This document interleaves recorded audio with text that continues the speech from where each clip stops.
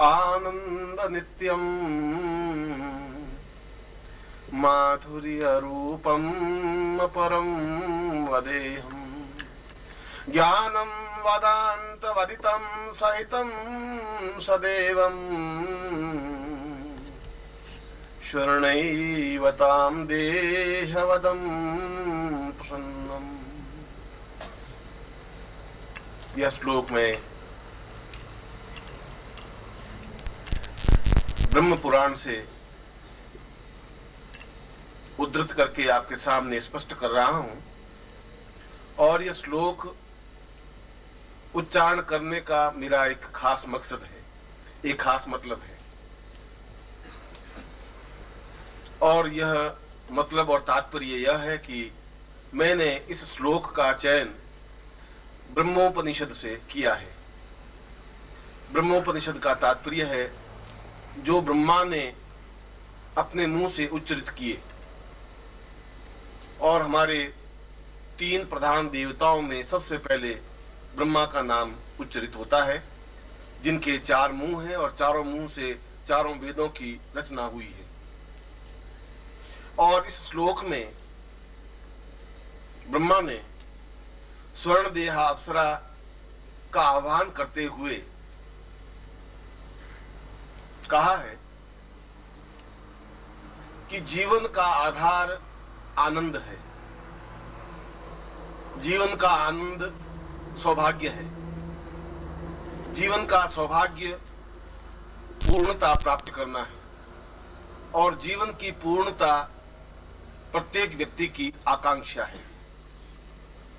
और यह पूर्णता, यह सौभाग्य, यह जीवन का चिंतन और यह जीवन का आनंद केवल अप्सरा साधना के माध्यम से ही संभव है। और इसीलिए ब्रह्मा इस उपनिषद के श्लोक के माध्यम से कह रहे हैं कि मैं जीवन की पूर्णता और जीवन के आनंद प्राप्ति के लिए स्वर्ण देह अप्सरा को सिद्ध कर रहा हूं, उसका आह्वान कर रहा हूं, जिससे कि मेरे जीवन में पूर्णता प्राप्त हो। और मकसद मेरा यह था इस श्लोक को उद्धृत करने का कि अप्सरा शब्द से जो आपके मन में भ्रांत धारणाएं हैं, यदि हैं, तो वे धारणाएं मिट जानी चाहिए। अपनी बात प्रारंभ करने से पूर्व मैं आपके दिमाग को व्यवस्थित कर देना चाहता हूं कि यदि ब्रह्मा जैसा देवता भी अप्सरा का प्रयोग करता है, अप्सरा का उच्चारण करता है, अप्सरा को संबोधित करता है, अप्सरा का आह्वान करता है, तो निश्चय ही किसी प्रकार का उसके आह्वान में, उसकी पूजा में, उसकी साधना में, उसके निमंत्रण में कोई दोष नहीं है, कोई भोग की बात नहीं है, किसी प्रकार की आकांक्षा की बात नहीं है। जीवन में पूर्णता, क्योंकि व्यक्ति स्वयं अर्ध नारीश्वर है,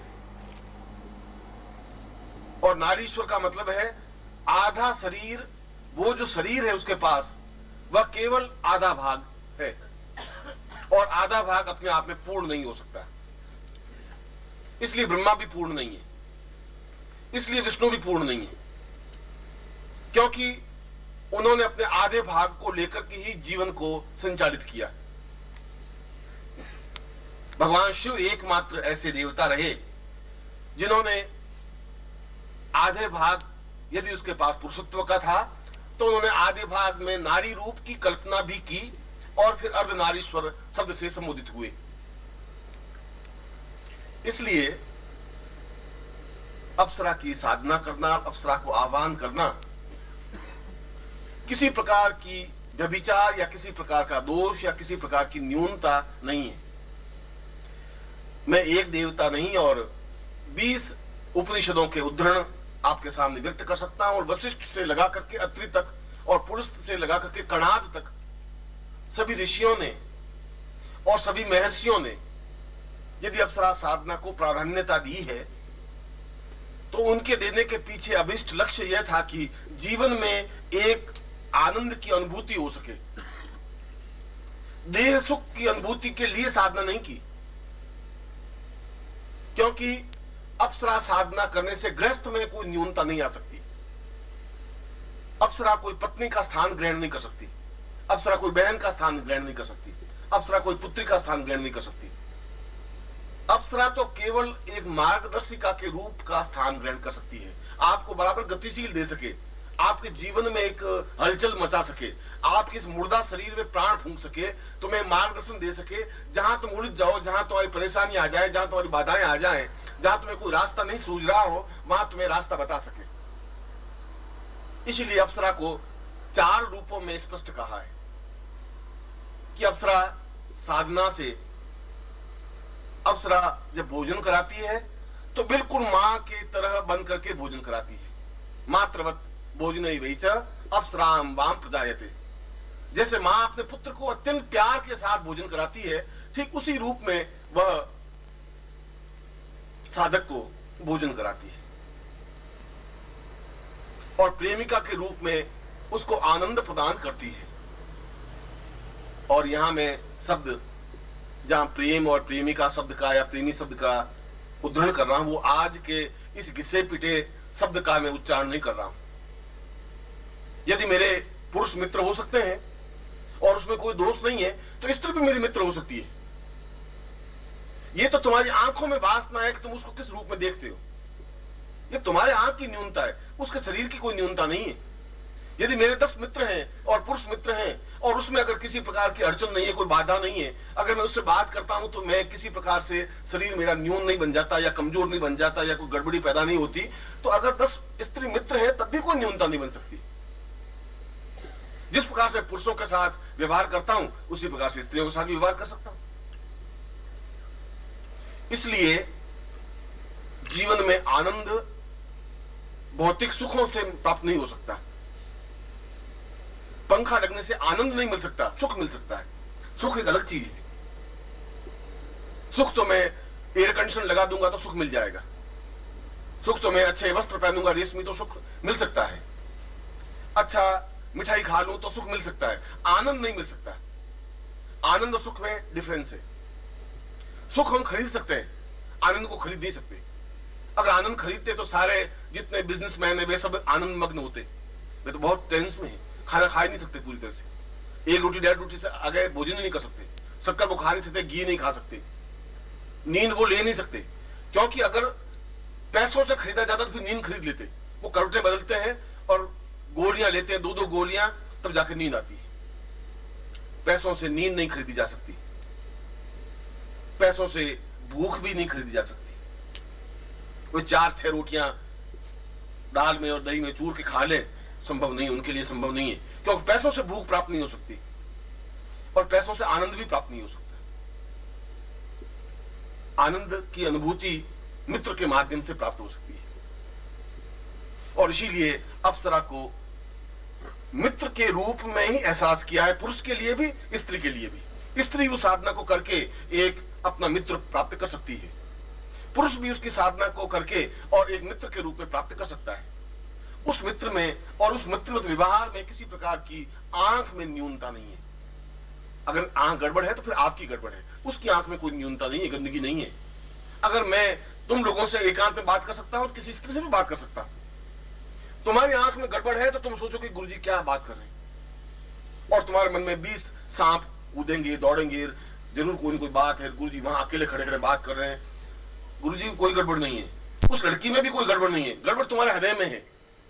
तुम्हारे अंदर की जो वासना उछल उछल के बाहर आ रही है और वो तुम्हें व्यथित कर रही है, परेशान तुम्हें कर रही है।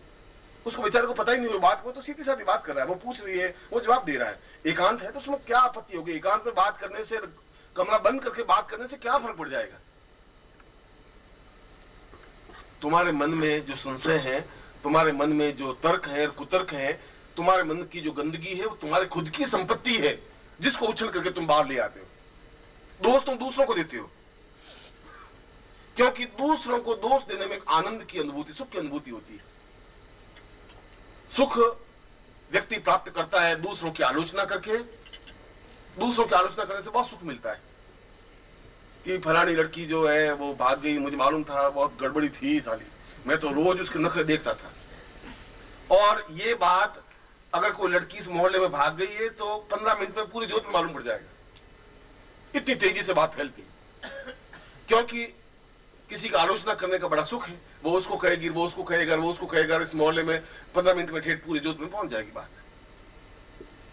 यह एक सुख है, दूसरों की आलोचना करना, और दूसरों पर दोषारोपण करने का भी एक सुख है कि जरूर कोई बात तो गड़बड़ तो है। उसने कहा तूने तो देखा नहीं, कल मैंने देखा। देखा उसने कुछ नहीं, तुझे कुछ पता नहीं है, कल तो बहुत बहुत बात हो गई। क्या हो? ऐसा हो, ये सब कहीं उसमें गड़बड़ नहीं है। इसलिए मैं कह रहा हूं कि अगर अप्सरा साधना करने से ब्रह्मा को कोई तकलीफ नहीं हो रही है, भगवान विष्णु को कोई तकलीफ नहीं हो रही है, विष्णु और रुद्र को तकलीफ नहीं हो रही है, अगर वशिष्ठ विश्वामित्र को तकलीफ नहीं हो रही, तो फिर तुम्हें भी तकलीफ नहीं हो सकती, तुम्हारी पत्नी को भी तकलीफ नहीं हो सकती। इसलिए उस अप्सरा साधना पुरुष के लिए उतनी ही महत्वपूर्ण मानी गई है जितनी भगवान शिव की आराधना या विष्णु की आराधना या रुद्र की आराधना या लक्ष्मी की आराधना, क्योंकि वह मां की तरह भोजन कराती है, तो प्रेमिका की तरह प्रसन्नता देती है, और मंत्री की तरह सलाह देती है। राजाओं के यहाँ मंत्री होते थे, वो सलाह देते थे कि ये काम उचित नहीं है, ऐसा काम उचित है। आज भी पीए होते हैं जो बताते हैं कि ये आपको ऐसा करना चाहिए, ऐसा नहीं करना चाहिए, और जहां भी हम उलझ जाएं वो गाइड करती है, ये ठीक नहीं है, यूं आपको करना चाहिए, ये इस गुत्थी को इस प्रकार सुलझाना चाहिए। और चौथी बात की हमारे जीवन की जितनी न्यूनताएं हैं, जीवन की जितनी कमियां हैं, वे जीवन की कमियां उसके माध्यम से पूर्ण हो सकती हैं। हमारे जीवन में सैकड़ों कमियां हो सकती हैं, इसलिए कमियां हो सकती हैं कि वो खुद आपकी संपत्ति है। आपने अपने जीवन में केवल कमियों को बटोरा है, पूर्णता को बटोरा नहीं। आपको कोई ऐसा गुरु मिला ही नहीं जो ये कह सके कि तुम अप्सरा साधना करो। किसी में हिम्मत थी नहीं कहने की, क्योंकि वो खुद अपनी आलोचनाओं से घबराते थे कि अगर मैं कहूंगा शिष्य को अप्सरा साधना, तो गुरु के बारे में क्या सोचेंगे, कि ऐसा कैसे गुरु जी हैं, अप्सरा साधना करवाते। उसके लिए एक सजग व्यक्तित्व चाहिए, हिम्मत चाहिए, क्षमता चाहिए। मुझे बहुत अच्छी तरह से याद है कि जब मैं संन्यास जीवन में, और संन्यास जीवन में भी मैं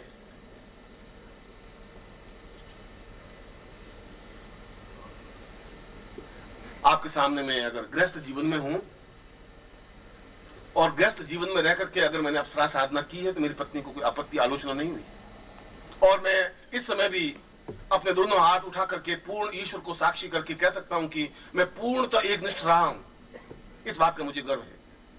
यद्यपि एक अप्सरा साधना नहीं, 108 अप्सरा साधना जीवन में की, प्रत्यक्ष किया, और उनसे आज भी 10 मिनट, 15 मिनट, 2 घंटे बात करने में मुझे कोई संकोच है नहीं। मैं उससे मेरे जीवन में कोई व्यतिक्रम नहीं आया, मेरे परिवार में कोई व्यतिक्रम नहीं आया, मेरे गृहस्थ जीवन में कोई न्यूनता नहीं है, मेरे आंख में कहीं गंदगी की कोई लाइन लिखी हुई नहीं है। इसलिए नहीं है कि जो तीक्ष्ण पर्सनालिटी, तीक्ष्ण व्यक्तित्व होता है, वो घबराता नहीं है, विचलित नहीं होता है अपनी बात को कहने में, अपने शिष्यों के पास, और अपनी बात को उतारने में भी। और संन्यास जीवन में भी मैं घिसा पिटा सन्यासी रहा नहीं। मैं सारी बात आपके पृष्ठभूमि को स्पष्ट, क्योंकि आप जब घर जाएंगे तो लोग पूछेंगे कि आप अप्सरा साधना करने गए थे, अब यही रह गया बाकी। इसलिए मैं आपको ये बात स्पष्ट कर देना चाहता हूं, क्योंकि उनकी आंख की गंदगी तो मैं सारे शरीर को गंदा कर देगी तुम्हारे। वो कहेंगे कि पहली बार सुना, ऐसे कैसे गुरुजी तुम्हारे अप्सराएं साधना करवा रहे, कितनी अप्सराएं आई भैया। अब तुम क्या जवाब दोगे? इसलिए मैं उस समय भी संन्यास जीवन में था, तो मैं घिसा पिटा सन्यासी रहा नहीं। एक हाथ में मेरे कमंडल था, एक हाथ में कैमरा था, और सन्यासी वहां हिमालय के सन्यासी एकत्र होकर के ये कहा कि ये सन्यास धर्म के विपरीत है, कैमरा नहीं हो सकता सन्यासी के पास। मैंने कहा कैमरे से मेरा सन्यास धर्म खंडित कहां होता है? कैमरा अगर मैं लटका देता हूं और हिमालय के अच्छे चित्र खींच लेता हूं, तो इससे मेरा सन्यास धर्म कहां खंडित हो गया, मेरी साधना कहां खंडित हो गई? उनका नहीं, ऐसा तो हो ही नहीं सकता। मैं क्यों नहीं हो सकता? अगर मैं कमंडल नीचे रख करके 4 चित्र हिमालय के खींच लेता हूं और सूर्योदय के खींच लेता हूं, तो कहां मेरी साधना में न्यूनता आती है? मगर उनके गले बात उतर नहीं रही थी। और जब साधनाओं की पूर्णता करके, ब्रह्म साधना संपन्न करके जब सिद्धाश्रम में गया, तो उस समय सिद्धाश्रम एक शमशान की तरह था। शमशान की तरह का मतलब यौन, कोई आवाज नहीं, कोई हलचल नहीं, कोई चेतना नहीं।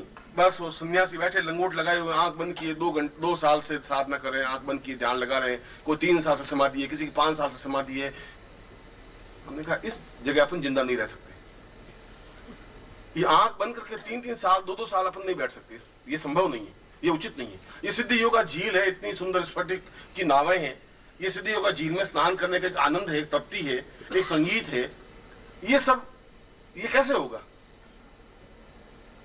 वहां पर मैं तो नया नया गया था।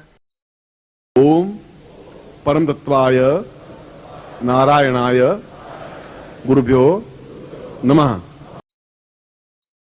ओम ह्रीं मम प्राण देह रोम प्रतिरोम चैतन्य जाग्रय ह्रीं ओम नमः। ओम भूर्भुवः स्वः तत्सवितुर्वरेण्यं